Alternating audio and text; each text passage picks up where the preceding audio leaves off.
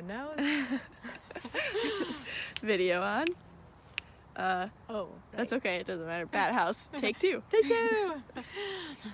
Bats are amazing. They're also critical in your garden, in fact. Of course, you don't want mosquitoes in your garden, but did you know that bats eat cucumber beetles as well? And if you didn't know, cucumber beetles here in the Northeast are in your garden, and they are the cause of many diseases in your garden. Each individual bat will eat hundreds of cucumber beetles each night. So I can't recommend highly enough putting a bat house really close to your garden. So where do you find them? Bat Conservation International is awesome. You might also have an incredible sister who will paint you a box, in which case you're the luckiest girl in the world.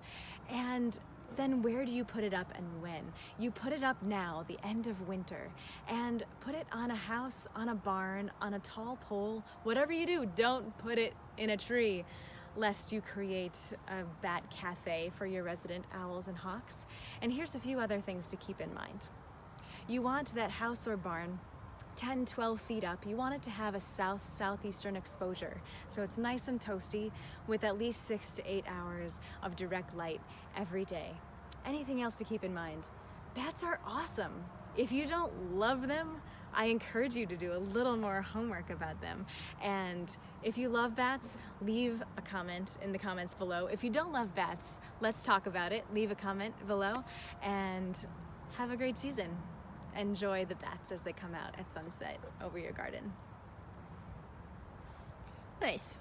Sweet. That was fun.